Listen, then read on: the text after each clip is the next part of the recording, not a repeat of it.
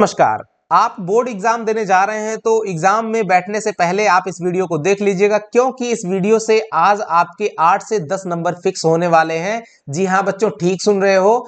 इस वीडियो को अगर आप फुल वॉच करते हो तो आपको 8 से 10 नंबर के क्वेश्चन यहां से देखने को मिलने वाले हैं। और चलिए करते हैं शुरू वीडियो को। और ऐसे ही वीडियोस हम आपके लिए लेकर के आते भी रहते हैं बच्चों। तो अगर चैनल पे नए हैं तो सब्सक्राइब कर लीजिएगा, और वीडियो अगर पसंद आए तो लाइक करिएगा, और नहीं पसंद आए अंत तक देखने के बाद तो कमेंट में जरूर कह दीजिएगा सर हमको वीडियो पसंद नहीं आया। और एग्जाम देने के बाद ये भी कह सकते हो कि सर आपकी बातें गलत थी। राइट, तो चलिए करते हैं वीडियो को शुरू। ये देखिए जो हमारा टॉपिक है वो है अंकगणित की आधारभूत प्रमेय। पहला जो टॉपिक है तो ये होता क्या है, एक बार इसको समझ लेंगे कि प्रत्येक भाज्य संख्या को अभाज्य संख्याओं के गुणनफल के रूप में व्यक्त या गुणनखंडित किया जा सकता है। ध्यान देना। और ये जो गुणनखंड होता है ये यूनिक होता है, अद्वितीय होता है। अर्थात ये गुणनखंड अभाज्य गुणनखंडों के आने वाले ऑर्डर के बिना, क्रम के बिना, यानी कि जैसे 3 5 है ये मल्टीप्लाई में, तो 5 पहले लिखा जा सकता है 3 बाद में। इस तरह से जो ऑर्डर के क्रम के बिना जो है ये यूनिक होता है। आपको याद रखना है, क्योंकि यही टॉपिक जो है ऑब्जेक्टिव क्वेश्चन में आया हुआ बिंदु है जो मैंने हाईलाइट किया हुआ है कि ये जो गुणनखंड होता है ये कैसा होता है, अद्वितीय, यूनिक होता है। तो चलिए इसके कुछ एग्जाम्पल देखते हैं।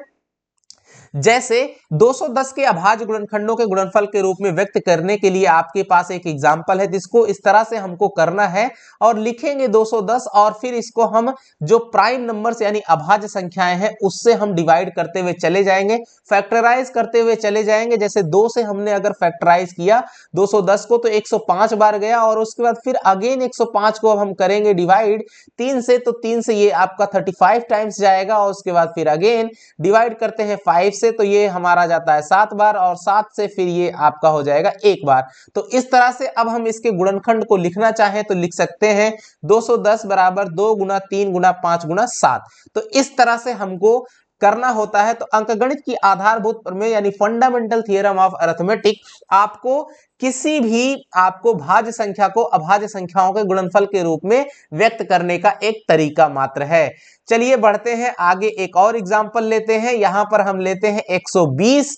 ये जो आपको एग्जाम्पल में भी बताए जा रहे हैं बच्चों, ये एग्जाम्पल बहुत ही सुपर डुपर हिट है। ये 2 नंबर के क्वेश्चन जरूर आ सकते हैं या ऑब्जेक्टिव में भी आ सकते हैं। तो मैंने ऐसे पूरा बताया हुआ है कि 8 से 10 नंबर के क्वेश्चन निश्चित यहां से आपको मिलेंगे, और आपको कुछ भी देखने की जरूरत नहीं है, सिर्फ एक वीडियो मात्र से ही आपको 8 से 10 नंबर मिलेगा।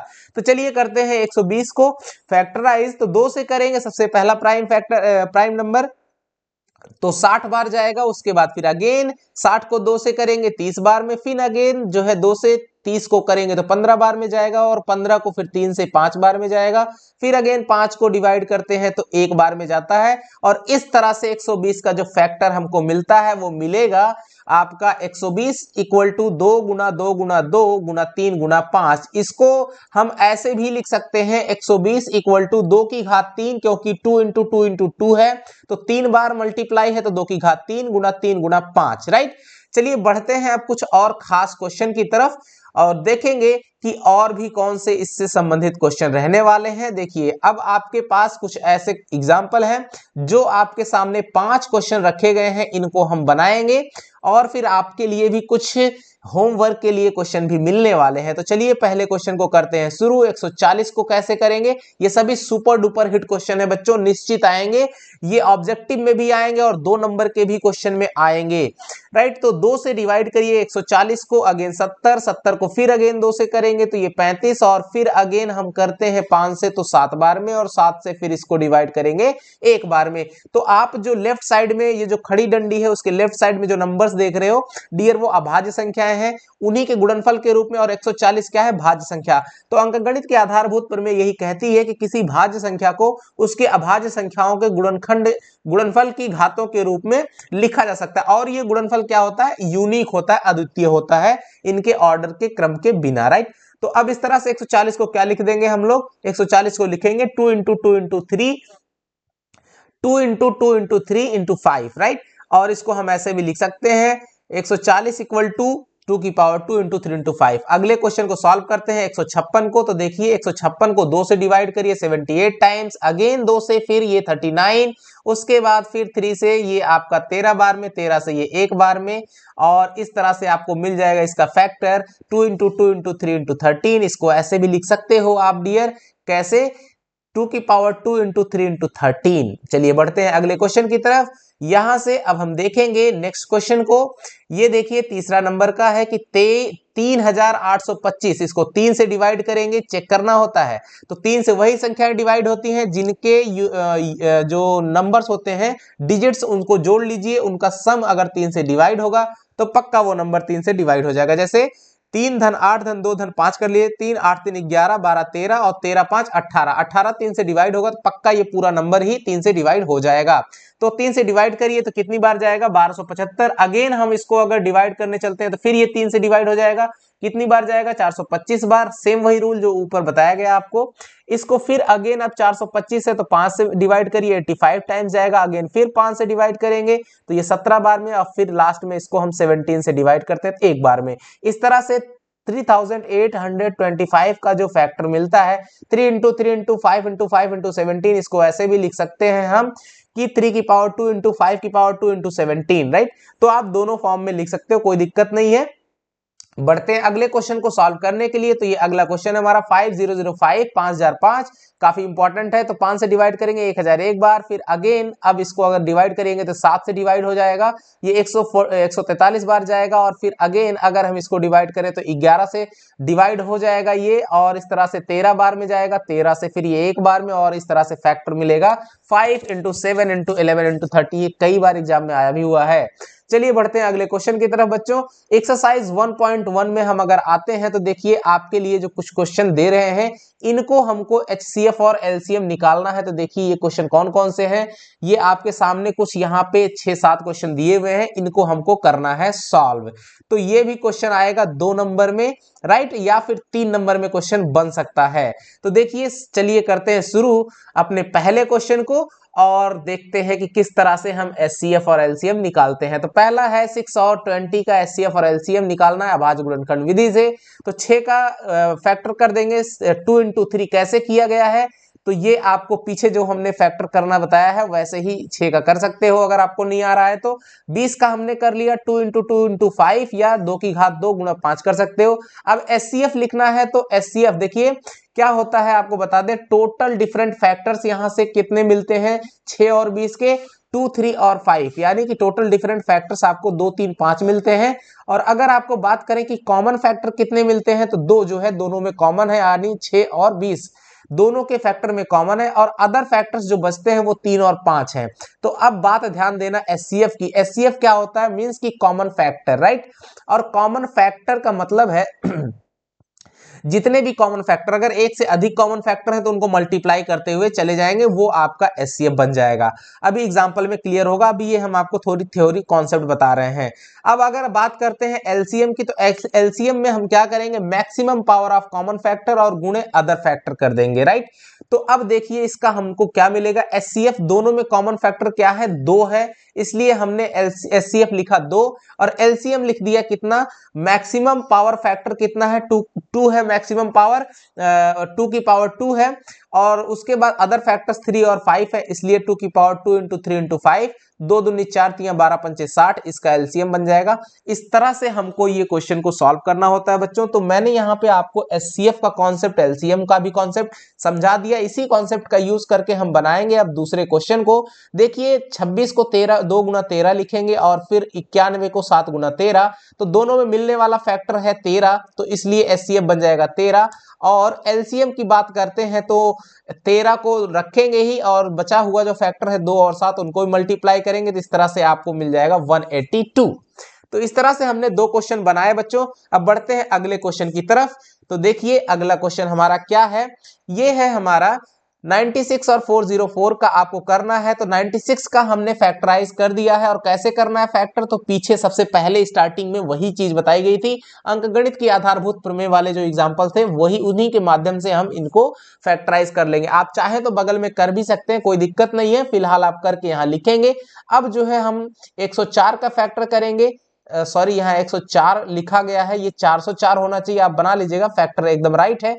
2 गुना 101 ये बनेगा, राइट। ये 104 नहीं है, वो 404, उसको बना लीजिएगा, वो मिसप्रिंटेड है।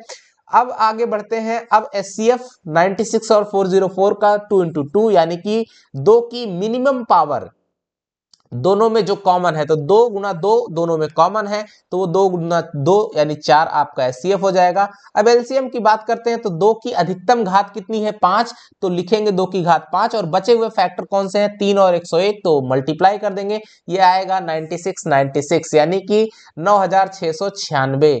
बढ़ते हैं अगले क्वेश्चन की तरफ, 12, 15 और 21 का। तो 12 का फैक्टर कर देना है, इसी तरह से आपको 15 और फिर 21 का फैक्टर कर देना, वो भी कैसा, प्राइम फैक्टर यानी अभाज्य गुणनखंड। तो आपको मिल जाएगा डियर। अब यहाँ पे तीनों में कौन सा फैक्टर है जो कॉमन है, तो आपको दिख रहा होगा तीनों में 3 कॉमन फैक्टर है, तो SCF तीनों का क्या हो जाएगा, 3। और उसके बाद LCM लिखेंगे, तो अधिकतम घात कितनी है, 2 की 2, 3 की फिर कितनी है, 1 ही 3 है, 3 की पावर अधिकतम 1, और फिर 5 की अधिकतम 1, 7 की 1, तो सबको मल्टीप्लाई कर देंगे तो 420, ये आपका LCM आ जाएगा। तो इस तरह से बच्चों करना है। आई होप कि आपको समझ में आ रहा होगा, और वीडियो पसंद आ रहा होगा तो लाइक करने में हिचकना नहीं है, और शेयर करने के लिए तो सोचना नहीं है, और नए हैं चैनल पे तो सब्सक्राइब करने के लिए भूलना नहीं है, राइट। चलिए बढ़ते हैं अगले क्वेश्चन की तरफ। यहाँ पे देखिए अगला क्वेश्चन जो है हमारा वो ये रहने वाला है। क्वेश्चन है 17, 23 और 29। अब देखो ये तीनों अभाज्य संख्याएं हैं, राइट। काफी इंपॉर्टेंट और अच्छा क्वेश्चन है। 17 का 1 गुणे 17 लिख सकते हैं, 23 को 1 गुना 23 और 29 को 1 गुना 29 लिख सकते हैं। तो इस तरह से SCF हमारा क्या आ जाएगा, 1, और LCM आपका आ जाएगा 17 इंटू 23 इंटू 29, ये हो जाएगा 11 33 9 यानी कि 11,339, राइट। बढ़ते हैं अगले क्वेश्चन की तरफ। 8, 9 एंड 25 इस तरह से करेंगे। 8 का फैक्टर 2 की पावर 3 होगा, यानी 1 इंटू 2 इंटू 2। अब उसके बाद 9 का हो जाएगा 1 इंटू 3 इंटू 3 या 3 की पावर 2। फिर उसके बाद 25 का कर देंगे 5 इंटू 5। तो अब यहाँ पे दोनों में कॉमन नंबर क्या मिल रहा है, दोनों नहीं, तीनों में कॉमन नंबर आपको मिल रहा है, तीनों में कॉमन नंबर मिलता है 1 से। इस तरह से हमको जो इसका SCF मिलेगा वो होगा 1। और LCM की अगर हम बात करते हैं, तो LCM हमारा 2 की मैक्सिमम पावर, 3 की मैक्सिमम पावर, 5 की मैक्सिमम पावर, इन सबको मल्टीप्लाई करेंगे तो 8 इंटू 9 इंटू 25 और आएगा वो 1800। तो इस तरह से हमने इन क्वेश्चन को देखा। अब आपके लिए कुछ होमवर्क बच्चों दे रहे हैं, इन होमवर्क को आपको खुद करना है। ये होमवर्क रहने वाले हैं कुछ ये, इनका भी आपको पूर्णांकों को SCF और LCM ज्ञात करना है। कैसे, गुणनखंड विधि से। आपको कहेगा गुणनखंड विधि से, तो गुणनखंड विधि से ही आपको निकालना होगा। इनको आपको करना है बच्चों। इनमें भी कुछ ऐसे क्वेश्चन है जो काफी खास और इंपॉर्टेंट है, जो एग्जाम में आए हुए हैं, तो इनको छोड़ना नहीं। कैसे करना है, जैसे मैंने किया वैसे ही आपको करना है। चलिए बढ़ते हैं अब अगले टॉपिक की तरफ, राइट। अगला टॉपिक है हमारा, देखिए नेक्स्ट टॉपिक की बात करें अगर, तो नेक्स्ट टॉपिक हमारा रहने वाला है, सिद्ध कीजिए कि √2 एक अपरिमेय संख्या है। आपने सब ने देखा होगा कि ऐसा दूसरा क्वेश्चन, ये क्वेश्चन जो है आपका, अब बता दें, ये 3 नंबर में आएगा, और ऐसा क्वेश्चन आपको 3 नंबर में देखने को मिलने ही वाला है। तो बढ़ते हैं इन क्वेश्चन को कैसे सॉल्व करते हैं उसकी तरफ। तो देखिए सॉल्यूशन में हम अगर बात करें, सबसे पहले इनको कंट्राडिक्शन मेथड से सिद्ध करना, यानी विरोधाभास विधि से सिद्ध किया जाता है। तो सबसे पहले मान लेंगे सिद्ध करना है √2 अपरिमेय है, तो मानेंगे कि √2 परिमेय है, राइट। ऐसा हमने लिख लिया।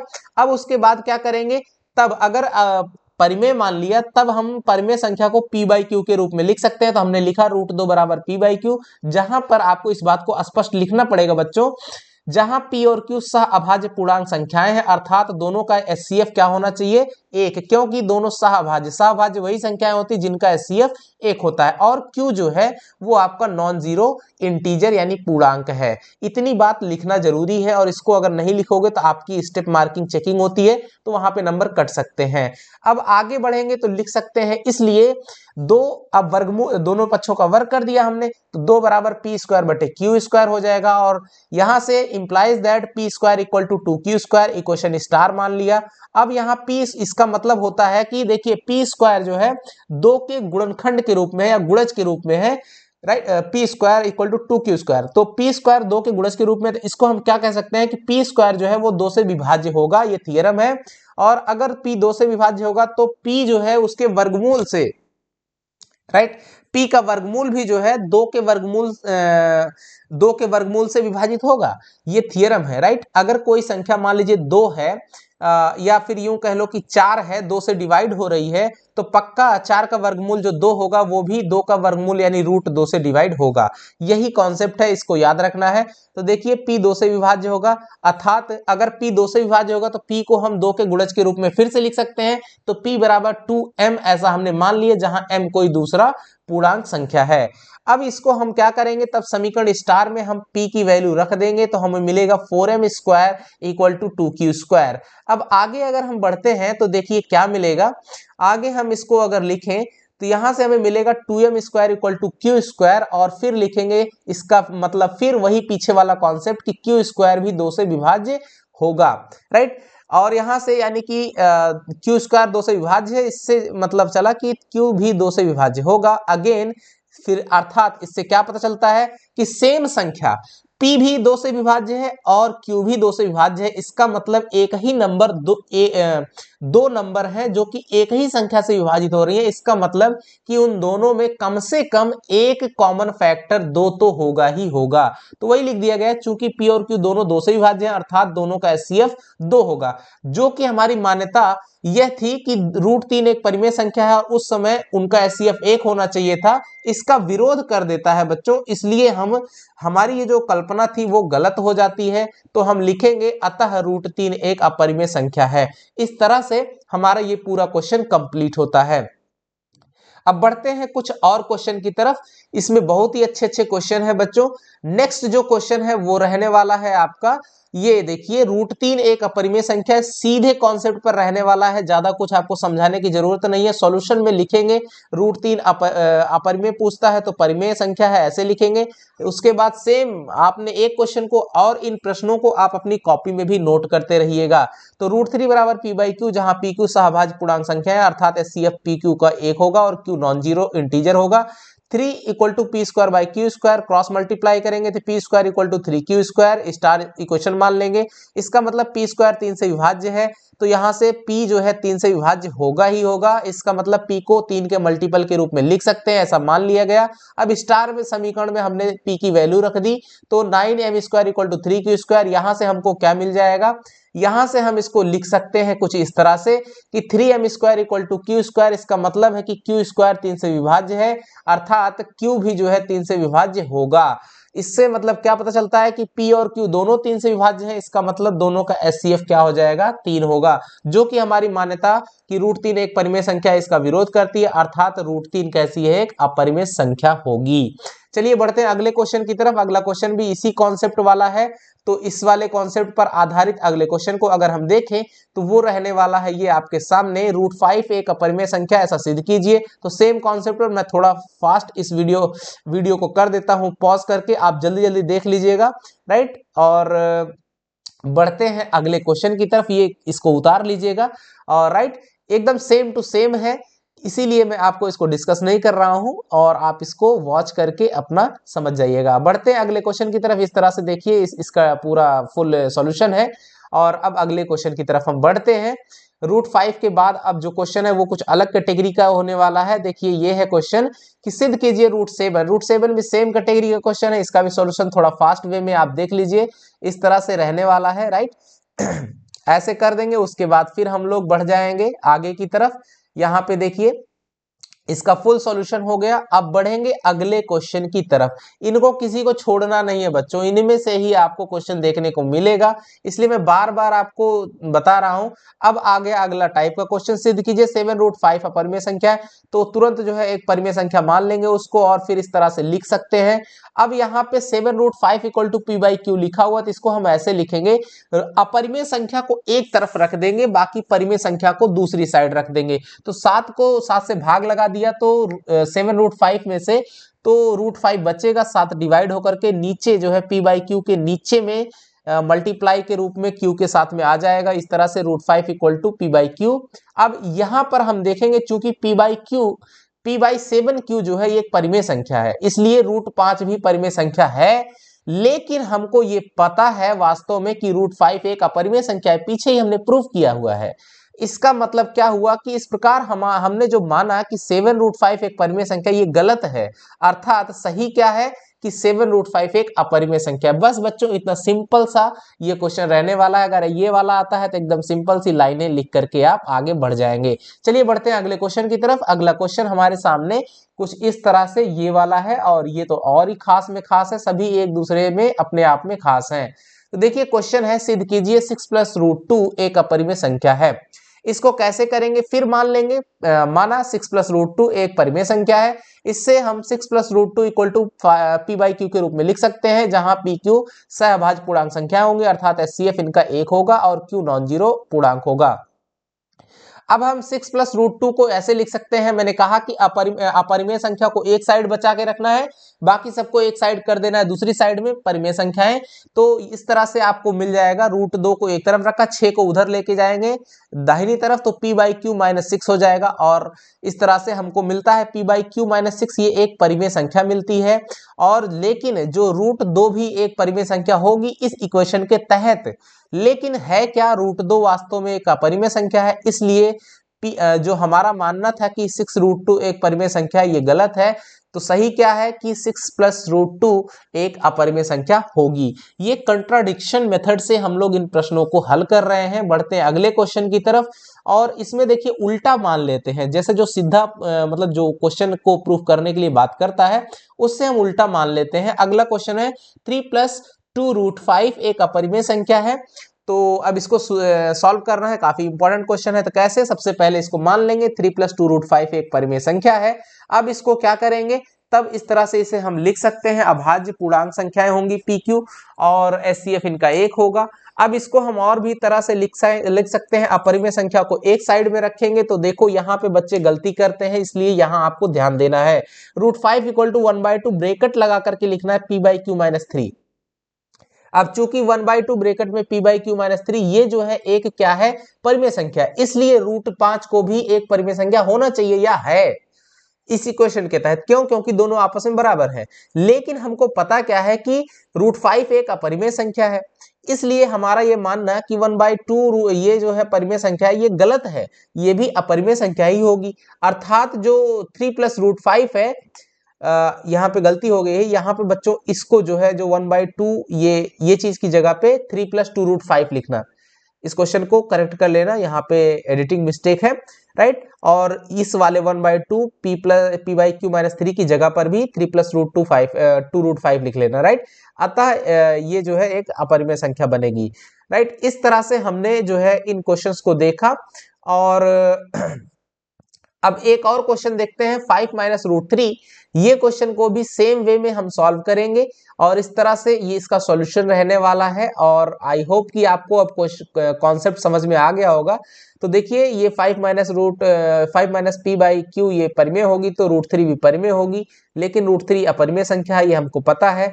इसलिए हमारा मानना कि 5 - √3 एक अपरिमेय है, ये गलत है। अर्थात 5 - √3 एक अपरिमेय संख्या होगी। तो इस तरह से हमने बच्चों जितने क्वेश्चन आपको बताए, ये क्वेश्चन बहुत ही खास और खास रहने वाले हैं।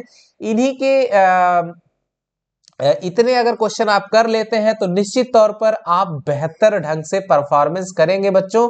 तो आपके लिए इस वीडियो तक अगर आप आखिर तक बने हुए हैं तो आपके लिए बहुत बहुत धन्यवाद वीडियो को देखने के लिए।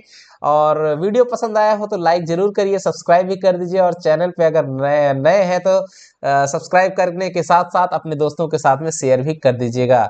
ठीक है बच्चों, मिलेंगे ऐसे ही इंफॉर्मेटिव वीडियो के साथ, मिले तब तक के लिए नमस्कार, जय हिंद बच्चों।